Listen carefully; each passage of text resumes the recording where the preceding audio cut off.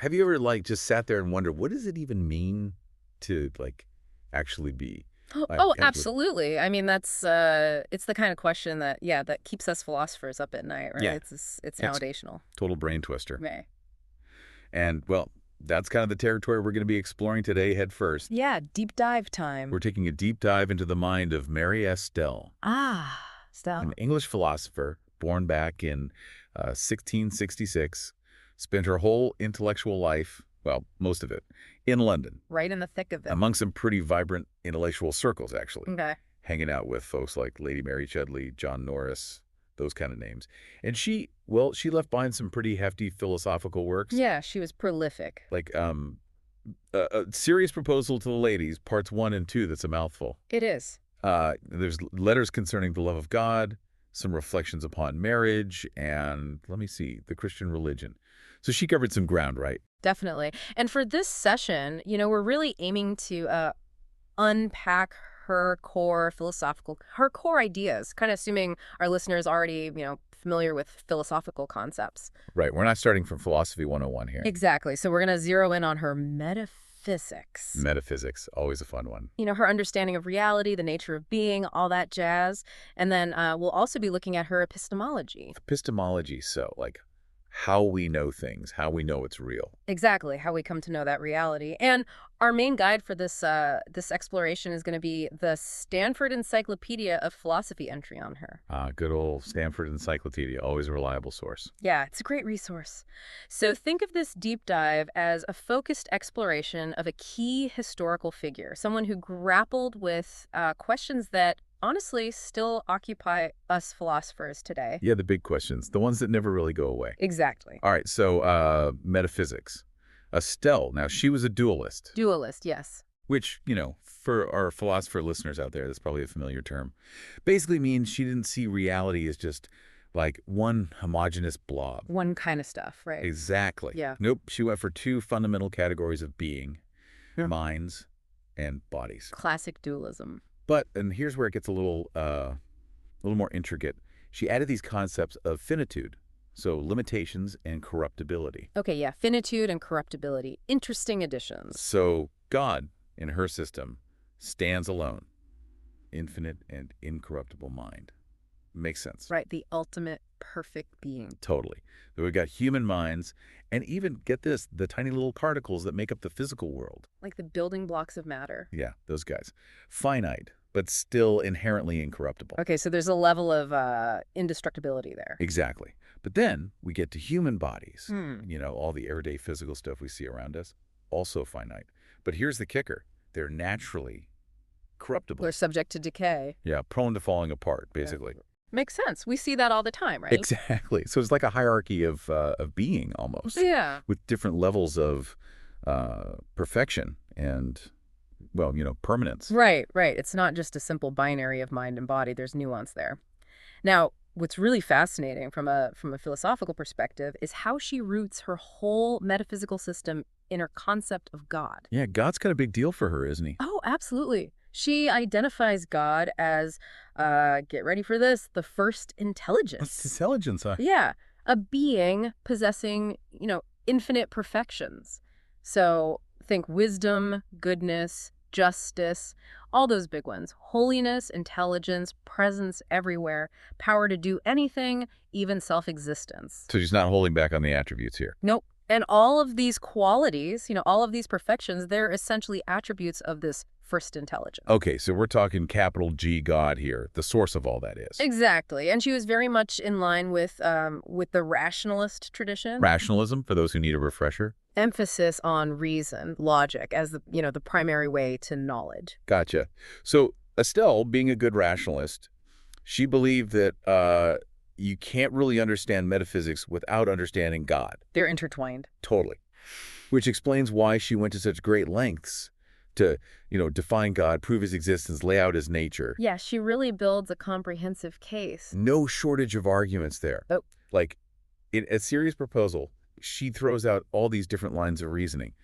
From the nature of simple and complex ideas, the difference between clear, distinct perceptions and those that are kind of fuzzy and confused. Right, right. Even adequate versus inadequate ideas. It's a very systematic approach. Totally. And then she gets into intuitive proofs, arguments based on, like, comparing our limited idea of perfection with God's actual perfection. Interesting. So using our own flawed understanding to point towards a more perfect being. Exactly.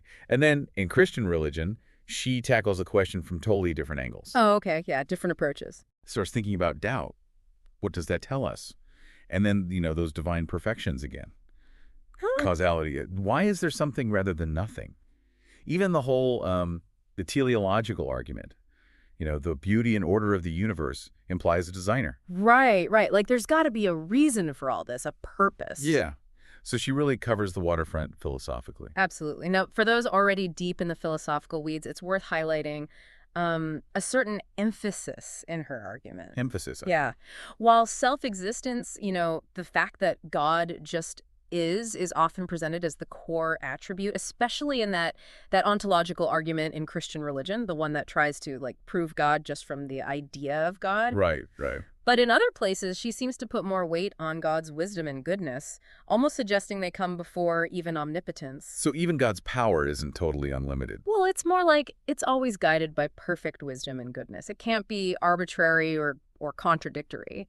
Oh, that's interesting. So she's leaning into what's called intellectualist theology, right? Exactly. The idea that God's will isn't random, but it's intrinsically tied to what's actually true and rational. Okay, so it's not just God wills it, therefore it's good. It's more like this is good, therefore God wills it. You got it. And this goes against those voluntarist theories, the ones that say, whatever God wants, that just is what's good and true. So for her, there's a higher standard almost. Yeah. An objective goodness that even God's will aligns with. Yeah, that's a key distinction. And this is perfectly captured in that quote from Christian religion, the one where she says, and this really nails her view, she says, God, who is infinite in all perfections, in justice and holiness, as well as in goodness and mercy, always does what is best and most becoming his perfections, and cannot act but according to the essential nature and reason of things. Wow.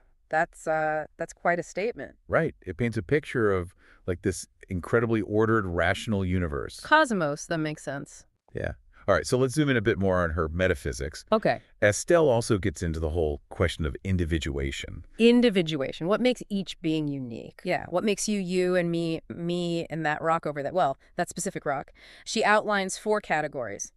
Individual minds, individual bodies, those mind-body combos that make us humans. Right. The whole package deal. And then those basic particles that bodies are made of. Like the tiniest bits of matter. Yep. So when it comes to finite minds, just the minds themselves, she says God creates them with built-in differences. Intrinsic differences. Interesting. Yeah. So I gotta ask, what's the philosophical justification for that? Why wouldn't all minds be created equal, so to speak? Well, she lays out a couple of key reasons. One has to do with community. She argues that for a true community to exist, you need a variety of intellectual capacities. Imagine a society where everyone had the exact same intellect. Yeah, kind of boring, right? Exactly. There wouldn't be much incentive to collaborate, to learn from each other, The richness of different perspectives, that's what makes a community thrive. Oh, I see. Different minds bring different strengths to the table. Absolutely. And then there's our relationship with God. She argues that finite human minds are designed to, contemplate and adore this infinite God, but our understanding is limited. No single mind can grasp the entirety of creation. So to make sure every aspect of creation gets its due attention and praise, God creates a bunch of different minds, each with a unique ability to understand a particular piece of the puzzle. Like a divine jigsaw puzzle almost. Yeah, and we each hold a unique piece. Beautiful. Now, when we get to us, those mind-body composites, this is where dualism often runs into trouble. Yeah. The classic mind-body problem. Yes. The age-old question of how these two seemingly different things can interact. Exactly.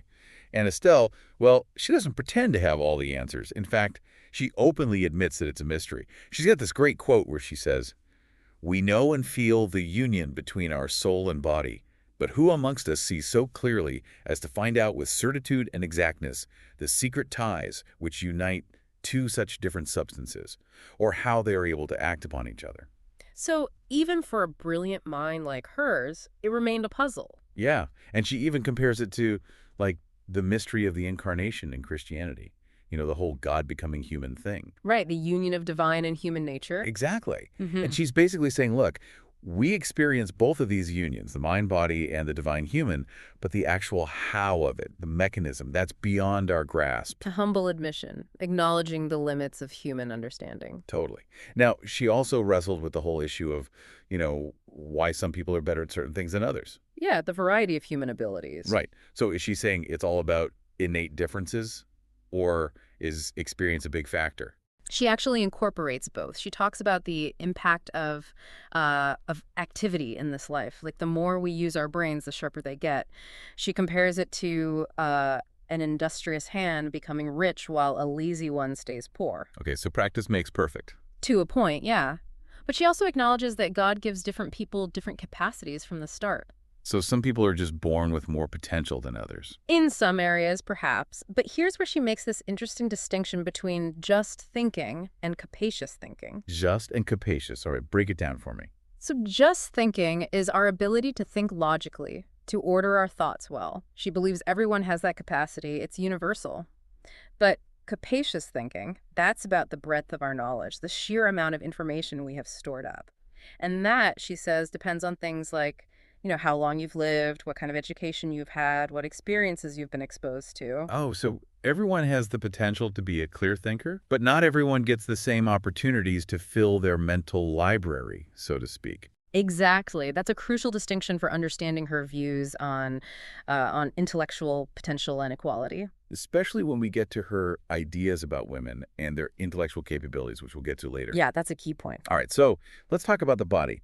Most dualist philosophies, they kind of see the body as this limitation for the mind, weighing it down, holding it back. What was Astell's take on that?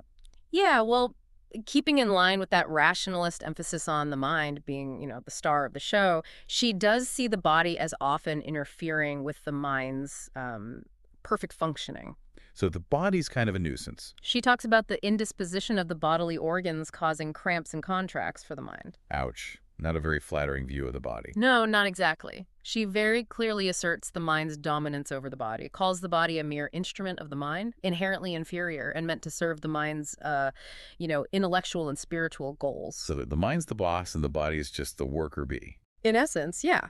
And she warns against getting those roles mixed up. You don't want to become like an angel, ignoring the body altogether, but you also don't want to be like a brute prioritizing bodily needs over mental and spiritual development. There's a balance there, right? Exactly. Now, this whole hierarchy, this mind over body thing, becomes a really powerful tool for her social critique. Yeah. Especially when it comes to, the common belief back then that women weren't as intellectually capable as men. Right. She uses that framework to dismantle that idea. Totally. Like, the prevailing wisdom was that women's supposed intellectual deficiencies came from their, closer connection to their bodies. Yeah. More emotional, more influenced by physical stuff. Yeah, the idea that their rationality was somehow clouded by their physical nature. Exactly. But Astell completely flips that argument. Turns it on its head. Yeah. She says, look, if women seem intellectually similar, it's not because of their souls, it's because of how society treats them. It's about the lack of opportunities, the way they've been raised and educated. Exactly. The differences we see, she argues, they're not metaphysical, meaning there's no inherent difference in their minds. They're epistemological. Epistemological meaning it's about knowledge, access to knowledge. Right. They're the results of unequal access to education and intellectual development. Brilliant argument. She's basically saying, don't blame their biology, blame the social system. And this is where her insistence on that real distinction between mind and body comes in again. Yeah, because it allows her to address the concept of immortality, which was, a big deal for many philosophers. The idea that the soul lives on after the body dies. Exactly. So for Astell, because the mind and body are fundamentally separate, and the mind is immaterial, meaning it doesn't have physical parts. No bits and pieces to break down. Right. It means the mind is inherently incorruptible, can't decay, can't be destroyed, and therefore immortal. She even argues against the possibility of, supernatural annihilation, God just wiping out a soul. She reasons that God, being perfectly purposeful and not doing anything in vain, wouldn't create something with the potential for eternal existence and then just snuff it out. Right. It wouldn't make sense from a theological perspective. Exactly. So the mind endures, but what about the body? We all know those are perishable. Yeah, that much is clear. So what happens to the body in her system? Well, she contrasts the mind, which has no parts, with the body, which is obviously made up of parts, and therefore subject to decomposition. And here's where she gets even more specific. She distinguishes between individual human bodies and the basic incorruptible particles that make those bodies up. Like the atoms and stuff. Yeah, those fundamental building blocks. In her view, a being stops existing when its parts are no longer arranged in the specific way that defined it. Interesting. So it's not just about the stuff, it's about the arrangement of the stuff. Exactly. And this brings up a point that's actually quite relevant to modern philosophy. She seems to hold a view that's similar to what we call phenomenalism. Phenomenalism. Now, there's a word I haven't heard in a while. Remind me what that is again. Sure. So phenomenalism is the idea that physical objects, they don't really have an independent existence outside of our perception of them. So, like, if a tree falls in the forest and no one's around. It doesn't make a sound, or maybe it doesn't even exist, at least not in the way we think of it. Whoa, trippy. Yeah, it's a head-scratcher for sure. Now, Astell wasn't a full-blown phenomenalist, but she does talk about how we denominate things, how we label them as this or that type of being, and she specifically links that to how their textures and figures appear to us. So our perception plays a role in defining the boundaries of an object. Exactly.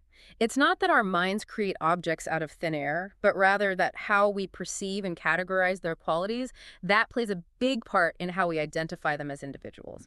Okay, so perception shapes our understanding of reality, even if it doesn't create reality itself. Right. That's a subtle but important point about the role of perception in her metaphysics. It is. Now, she also tackles that classic Cartesian argument for the mind's immateriality, right? The whole thought versus extension thing. Oh, absolutely. She brings up that fundamental difference between the essence of mind, which is thought, and the essence of body, which is extension occupying space. Two completely different things. Can't have one without the other, or can't have one be the other, rather. Right. And she uses that as further evidence for the mind and body being distinct. And she even takes on Locke, right, with his idea of thinking matter. Yeah, Locke's suggestion that matter itself might be able to think. Astell probably wasn't too fond of that. I bet. Too close to materialism for her tastes. Yeah, it went against her deep commitment to the mind being immaterial, which for her was necessary for it to be rational and ultimately immortal. Makes sense. Okay, so we've covered her ideas about God, the nature of minds and bodies, and that complex relationship between them. The mind-body problem. Always a fun one. Now let's move on to how she saw the connections between God and his creation. Specifically, she talks about these causal, ontological, and ethical relationships. Let's start with the causal. What does she mean by that? Well, the causal relationship, it's all about how God's act of creation directly affects us and the world. And this is where her back and forth with John Norris, specifically about occasionalism and Cambridge Platonism, gets really interesting. Oh yeah, Norris. He was a big proponent of occasionalism, right? Big time. Now, remember Descartes and his famous problem of interaction? How can mind and body interact if they're so different? Yeah, I remember. Well, the Cambridge Platonists, they tried to solve this by proposing these intermediary entities, like Henry Moore's Spirit of Nature, for example. Okay, so like a bridge between the two realms. Exactly. But the occasionalists, they took a more radical approach. They basically said that God is the only true cause of anything. Whoa, so everything we experience is just God acting on us directly. That's the gist of it. So when you touch a hot stove and feel pain, it's not actually the stove causing that sensation, it's God. He's the one causing that feeling in your mind at the very moment you touch the stove. So everything's a divine miracle, basically. In a way, yeah. But Astell had some issues with this view. Yeah, I bet. It sounds kind of limiting. For one thing, she argued that if God is the direct cause of everything, then why bother creating the material world in the first place? Like, it becomes kind of pointless or vain, as she put it. Makes sense. Why create a whole universe if it's not actually doing anything? Exactly. And she also felt like occasionalism made God seem like a micromanager, constantly intervening in every little detail of creation. It kind of diminishes his majesty, right? Like he's got nothing better to do than make sure I stub my toe at the right moment. Exactly. So what was her alternative explanation for how we experience the world? if it's not direct interaction and it's not God doing everything.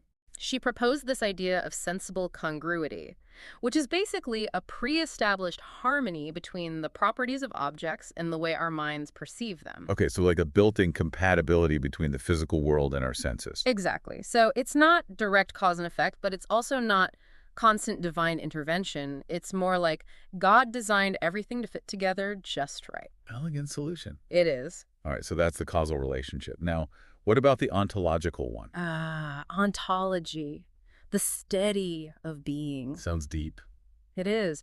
So Astell believed that God's creation isn't just a matter of bringing things into existence from nothing. He actually gives us, humans, a particle of divinity. Like a little piece of God inside us. In a way, yeah. This echoes the Cambridge Platonist idea that humans are deiform, meaning they bear a likeness to God. Okay, but that doesn't mean we are God, right? No, definitely not. It's more like we share a fundamental aspect of God's being, a spark of the divine within us. Profound stuff. It is. So how's this ontological connection different from the causal one?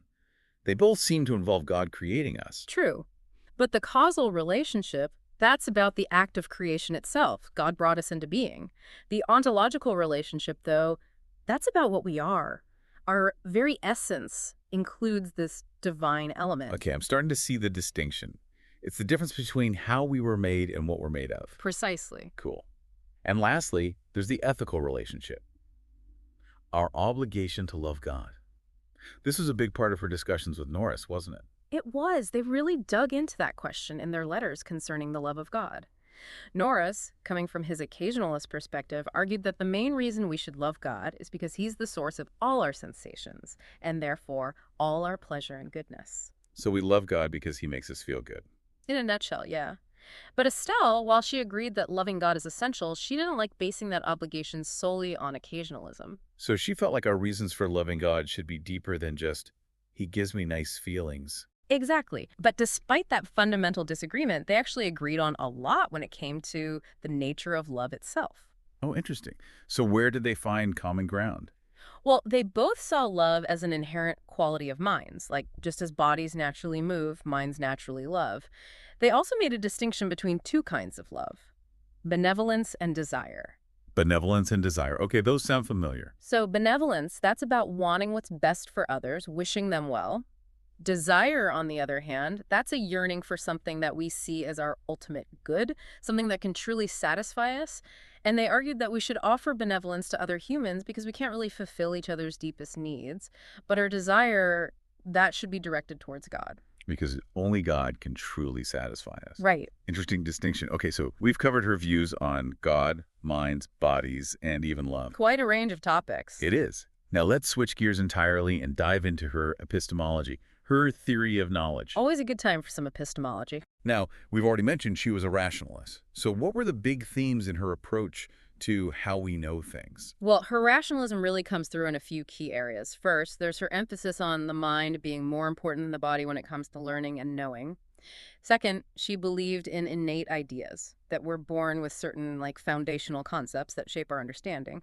And third, she stressed the importance of having a systematic method for, moving from confusion to clarity in our thinking. So it's about training the mind to see truth clearly. Exactly. Now, we already talked about the mind-body distinction in her Metaphysics, but let's zero in on her ideas about the mind and how it's equipped for knowing things. Okay, so she saw the mind as having two main faculties, the understanding and the will. What were their jobs in her system? Well, the understanding, that's the part of us that receives and compares ideas. Its main goal is to grasp truth. And for Astell, truth ultimately comes from God, being from eternity and the divine ideas, as she put it. So the truth we seek already exists in God's mind. And we're trying to align our understanding with that ultimate truth. Exactly. Now the will, that's the part of us that chooses and directs our thoughts and actions. Its main focus is the good.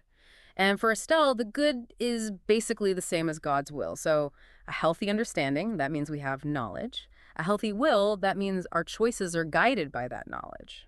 So reason should rule over our desires. Makes sense. Yeah, and the main job of the understanding is to govern the will, to make sure our choices are aligned with what's true. Keep those desires in check. Got it. Now, she also believed in innate ideas and inclinations, right? Like things we're born with. How did those fit into her theory of knowledge? So for her, innate ideas weren't like fully formed concepts that we pop out of the womb knowing. They were more like rudiments of knowledge, as she called them. They're these basic capacities or predispositions that are built into our understanding, like the seeds of knowledge. And they're what allow us to develop other ideas. So we're not blank slates at birth. We come preloaded with some basic mental software. Exactly. And similarly, she believed we also have innate inclinations. These are tendencies that are inseparable from our will. And she argued that these innate tools are what make us rational beings. It's what sets us apart from, irrational creatures who just act on instinct or by God's direct will. So because we have these innate ideas, we have free will, we can choose what to think and what to do. That's the idea. Cool. Now, I know she also makes a distinction between two senses of the word ideas, a general sense and a more philosophical one. Can you explain that a bit? Sure. In the general sense, an idea is basically anything that's the object of our mind. Any thought, any perception, anything we can imagine. So a pretty broad definition. Very broad. But in the stricter philosophical sense, an idea represents something outside the mind. It's like a mental picture of something real. And for that idea to be considered true knowledge, it has to be clear and distinct. Clear and distinct. What does that mean exactly? It means we can perceive the idea clearly without any fuzziness or confusion. And we can clearly distinguish it from other ideas. Astell argued that an idea that's clear and distinct, it can't be false. Our certainty, the evidence we have for something, it depends on having these clear and distinct ideas. So clarity is key. Now, Astell didn't believe that ideas themselves were the source of error. It was something else, right? Right. She thought the main sources of error were in our judgments and in our use of language. Judgment, that's when we compare different ideas. And we make mistakes when we don't have the right intermediate idea, the middle term, to connect them properly. So like a missing link in our reasoning. Exactly. And language, well, that can be a source of error if we're not careful to use words that accurately reflect our clear and distinct ideas. Words can be tricky. They can. And because of all this, she stressed the importance of examining our ideas, especially those about morality and religion, really making sure they're based on solid reasoning, not just blind acceptance of what everyone else believes. Question everything. Don't just take things at face value. Exactly. And she specifically called on women to do this, to examine and reject the false ideas that society often imposed on them, especially those about their nature and capabilities. Powerful stuff. A call for intellectual independence. Absolutely. Now, she also had some fascinating ideas about the relationship between knowledge and faith. She even argued that faith could be superior to knowledge in some ways. That's interesting. And knowledge versus faith, are those usually seen as, like, opposites? You'd think so, right? But for Astell, it's more nuanced than that. First, we have to understand that her definition of knowledge was a bit different. She believed that intuition was the highest form of knowledge. Intuition is that direct, immediate grasp of truth, like something that's just self-evident, you see it and you know it's true. Kind of like a eureka moment. Exactly. And she even references Descartes and his emphasis on clear and distinct perceptions as a model for intuition. But she adds a little twist. She argues that while our ideas of God and our own soul are clear, they're not fully distinct because, well, our finite minds can't fully grasp their infinite nature. Makes sense. We can.